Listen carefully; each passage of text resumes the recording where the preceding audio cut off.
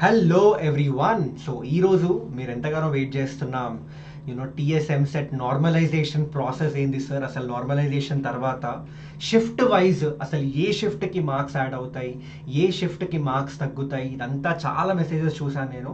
So ఈరోజు discuss చేద్దాం డీటెయిల్గా. నేను చెప్తాను ఫస్ట్ నార్మలైజేషన్ అంటే ఏంటో మీకు ఈజీగా అర్థమయ్యేలా చెప్తాం. ఆ తర్వాత షిఫ్ట్ వైజ్ అనాలిసిస్ చేద్దాం. అండ్ ఏ షిఫ్ట్లో నార్మలైజేషన్ తర్వాత మార్క్స్ పెరిగే ఛాన్సెస్ ఉన్నాయి, ఏ షిఫ్ట్లో మార్క్స్ తగ్గే ఛాన్సెస్ ఉన్నాయి, అవి కూడా డిస్కస్ చేద్దాం డీటెయిల్గా. ఓకే, సో వీడియో మీరు ఎండ్ వరకు చూడండి, చాలా చాలా యూజ్ అవబోతుంది వీడియో మీకు. అండ్ గైస్, వీడియో స్టార్ట్ చేసే ముందు మా కంటెంట్ మీకు నచ్చితే డెఫినెట్లీ లైక్ చేయండి వీడియోని, సబ్స్క్రైబ్ చేసుకోండి ఛానల్ని, అండ్ ఆల్సో షేర్ చేయండి. Okay, so with that let's start. So first వచ్చేసి ఈ నార్మలైజేషన్ అయితే మనకి డైరెక్ట్గా టీఎస్ఎం సెట్ బుక్లెట్లో ఇచ్చేసింది, ఇన్స్ట్రక్షన్ మాన్యువల్లో ఇదంతా క్లియర్గా మెన్షన్ చేసి ఉంటుంది, normalised marks of the candidate ఇలా క్యాలిక్యులేట్ చేస్తారో అని. అయితే ఈ ఫార్ములా బేసికలీ ఎంసెట్కి మాత్రమే కాదు, జేడబ్ల్యూకి అండ్ ఆల్సో గేట్, క్యాట్ లాంటి ఎగ్జామినేషన్స్లో కూడా ఆల్మోస్ట్ సేమ్ ఫార్ములానే యూజ్ చేస్తారు నార్మలైజేషన్ చేయాలంటే. ఓకే, నార్మలైజేషన్ స్కోర్ తీసుకొని రావాలంటే.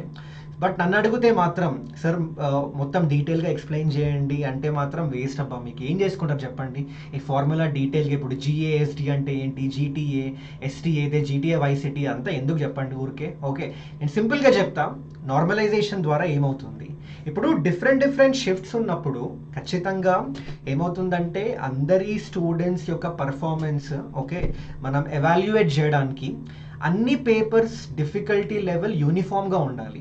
That is ideal case. But అది అవ్వదు. యూనో రియల్ లైఫ్ సినారియోస్లో అది పాసిబుల్ కాదు. ఒక పేపర్ టఫ్ రావచ్చు, ఒక పేపర్ ఈజీ రావచ్చు. అలాంటప్పుడు జస్టిస్ ఉండాలి కదా. అలాంటప్పుడు you should be fair.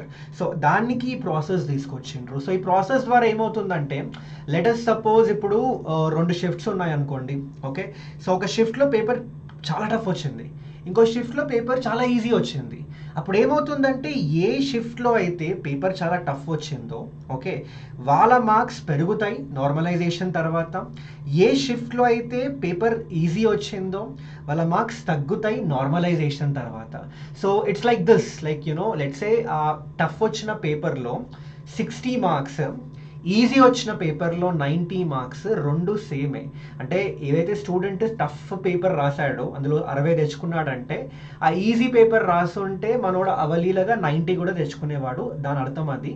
So accordingly ఏం చేస్తారంటే, ఈ టఫ్ షిఫ్ట్ ఉన్న వాళ్ళ మార్క్స్ పెంచేస్తాడు నార్మలైజేషన్ తర్వాత.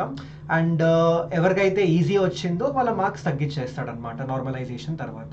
ఇంత అర్థం చేసుకుంటే చాలు, మీకు ఒక ఐడియా వచ్చేస్తుంది సబ్జెక్ట్ వైజ్ మీకు పెరుగుతుందా తగ్గుతుందా స్కోర్ మీ షిఫ్ట్ ప్రకారం.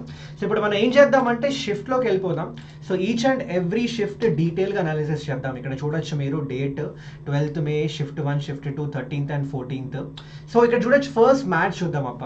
ఓకే, అండ్ ఈ డేటా ఏదైతే ఉందో what ever we have got from the students, ఎవరైతే మా స్టూడెంట్స్ ఉన్నారో డిఫరెంట్ కమ్యూనిటీస్ అండ్ గ్రూప్స్ నుంచి వాళ్ళ ఒపీనియన్స్ ప్రకారం వాళ్ళు ఏదైతే చెప్పారో దాన్ని బట్టి తీసుకున్నా ఇది. ఓకే, సో ఇది 100% అక్యురేట్ అయితే నేను చెప్పలేను. ఓకే, బట్ డెఫినెట్లీ 100% కాకపోయినా ఐ ఫీల్ అట్లీస్ట్ ఒక 70-80% అయితే అక్యురేట్ ఉండొచ్చు వాళ్ళు ఇచ్చిన డేటా ప్రకారం అయితే. ఓకే, సో దాని ప్రకారం చూసుకుంటే ఇక్కడ 12th May shift 1, shift 2 maths average to tough వచ్చింది.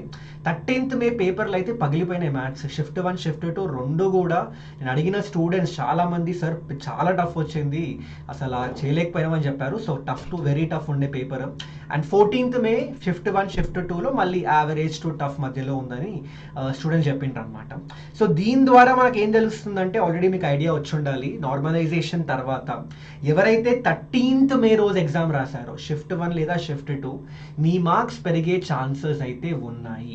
ఇప్పుడు డౌట్ ఏమొస్తుందంటే, సరే మార్క్స్ పెరుగుతాయి, ఎన్ని పెరుగుతాయి, 10 మార్కుల 20 మార్కుల, అంత సీన్ లేదు. అయితే జాగ్రత్తగా వినండి. ఇప్పుడు ఏంటంటే మనకి మొత్తం డేటా ఉన్నప్పుడే తెలుస్తుంది ఓకే ఎన్ని మార్క్స్ కరెక్ట్గా పెరుగుతాయో అని. But from the last year data 2022 నుంచి what I can tell you is, on an average ఎన్ని మార్క్స్ పెరగచ్చు సార్? 4 to 5 మార్క్స్ అయితే ఆన్ అన్ యావరేజ్ పెరిగే ఛాన్సెస్ ఉంటాయి నార్మలైజేషన్ తర్వాత. అది కూడా సబ్జెక్ట్ వైజ్ కాదు, ఓవరాల్ ఓవరాల్ స్కోర్లో ఒక 4-5 మార్క్స్ యాడ్ అయ్యే ఛాన్సెస్ ఉంటాయి నార్మలైజేషన్ తర్వాత. ఒకవేళ మీ షిఫ్ట్ టఫ్ షిఫ్ట్ అయితే, లేదు సార్ మాది ఈజీ షిఫ్ట్ అంటే అలాగే ఒక 4-5 మార్క్స్ తగ్గే ఛాన్సెస్ కూడా ఉంటాయి నార్మలైజేషన్ తర్వాత ఓవరాల్గా. Okay, so I hope that you get it. ఇంకా మరి 12th 14th మే షిఫ్ట్స్ అయితే చెప్పలేము అబ్బా, ఎందుకంటే 12th and 14th చాలామంది యావరేజ్ టు టఫ్ అన్నారు కాబట్టి depends on the data. You know మీ మార్క్స్ పెరిగితే పెరగచ్చు, తగ్గితే తగ్గచ్చు. బట్ 13th మే ఎవరైతే రాశారో, okay, I would definitely say that marks పెరిగే ఛాన్సెస్ అయితే ఉన్నాయి మీకు మ్యాథ్స్లో నార్మలైజేషన్ తర్వాత. ఓకే, నా కమింగ్ టు ఫిజిక్స్ అయితే చూసుకుంటే 12th May shift 1, 14th May shift 1, 14th May shift 2 tough అని విన్నా నేను. ఓకే, సో ఎవరైతే షిఫ్ట్స్లో రాశారో ఎగ్జామ్ 12th మే షిఫ్ట్ 1 లేదా 14th May shift 1 shift 2, normalisation తర్వాత వీళ్ళ మార్క్స్ పెరిగే ఛాన్సెస్ ఉంటాయి. వేరే షిఫ్ట్స్ అకార్డింగ్లీ తగ్గే ఛాన్సెస్ కూడా ఉన్నాయి అనమాట. అండ్ కెమిస్ట్రీ అయితే ఇక్కడ చూడొచ్చు, ఆల్మోస్ట్ అన్ని పేపర్స్ కెమిస్ట్రీ ఈజీ టు యావరేజే ఉన్నాయి. కొన్ని పేపర్స్ అబోవ్ యావరేజ్ కూడా వెళ్ళినాయి. లైక్ 14th మే పేపర్స్ కొంచెం అబోవ్ యావరేజ్ అని అన్నారు కొంతమంది students. Okay, but most of the students told me 12th and 13th papers అయితే ఈజీ టు యావరేజ్ గానే ఉంది సార్, పర్లేదని చెప్పారు.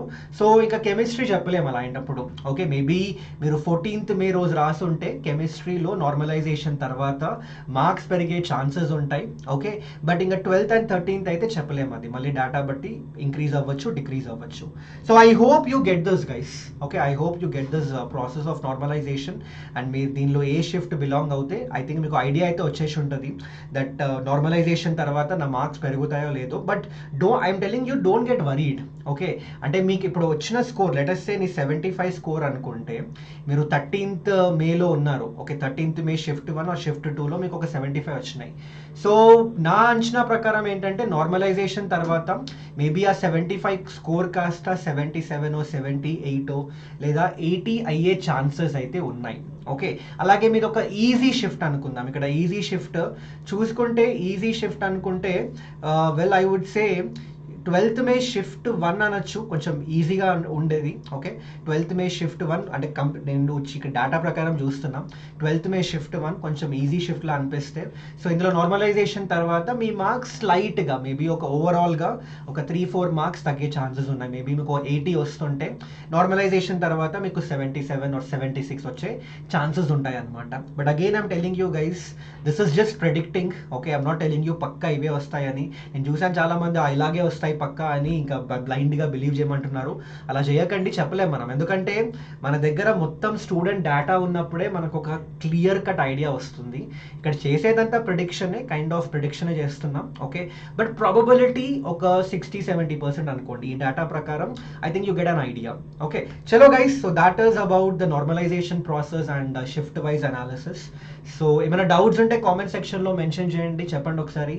మీరు నార్మలైజేషన్ తర్వాత మీ ఎస్టిమేటెడ్ స్కోర్ ఎంత వస్తుంది, అండ్ ఆ స్కోర్ ప్రకారం ఆల్రెడీ నేను ర్యాంక్ వర్సెస్ మార్క్స్ వీడియో చేసిన, ఒక్కసారి వెళ్ళి చూడండి. సో ఆ ర్యాంక్కి ఆ స్కోర్కి ఎంత ర్యాంక్ రావచ్చో, ఏ రేంజ్లో మీకు ర్యాంక్ పడచ్చో ఆ వీడియో చూసేయండి. ఆ తర్వాత ఆ ర్యాంక్ ప్రకారం ఏ కాలేజ్ వస్తుందో కూడా వీడియో చేసిన నేను మీకు ఆ వీడియోలు చూపించినా కూడా, మీకు ఏ కాలేజ్ అయినా పర్లేదు, టీఎస్లో ఏ కాలేజ్ అయినా మీకు వచ్చే ర్యాంక్ ప్రకారం దానిలో ఏ బ్రాంచ్ వస్తుందో చూసుకోవాలంటే నేను ఒక వీడియో చేశాను, minimum rank required to get to top colleges. ఆ వీడియోలో ఎక్స్ప్లెయిన్ చేసే ప్రాసెస్ అంతా ఎలా మనం చెక్ చేయాలని ఒకసారి ఆ వీడియో కూడా చెక్ చేసుకోండి. కావాలంటే నేను ఇక్కడ ప్లే కార్డ్స్లో అటాచ్ చేస్తాను video, so just go through it. Okay, so I guess that's it guys, that's it from today's session. And thank you so much. మన డౌట్స్ ఉంటే just let me know in the comment section below. And if you have found this content useful, then definitely do like the video, share చేయండి, subscribe చేయండి. దీంతోపాటు ఇంకా చాలా podcast, ఏ branch తీసుకోవాలి, and దాంతోపాటు ఏ ఎన్ఐటీలో వెళ్ళాలి, ఏ కాలేజ్ బెటర్, ఇవన్నీ మనం డిస్కస్ చేయబోతున్నాం. ఆల్రెడీ చేస్తున్నాం, ఇంకా రాబోతున్నాయి. అండ్ మీకు తెలుసు మనం ఈ ఛానల్లో ఫ్రీ కౌన్సిలింగ్ చేస్తున్నాం. And free counselling and also personalise counselling కూడా ఉంటుంది. దానికోసం సింపుల్గా మీరు డిస్క్రిప్షన్లో టెలిగ్రామ్ లింక్ ఉంది, క్లిక్ చేయండి, జాయిన్ అయిపోండి అబ్బా. Okay, so with that take care everyone. Thank you. మళ్ళీ కలుద్దాం ఇంకో సెషన్లో. బాయ్.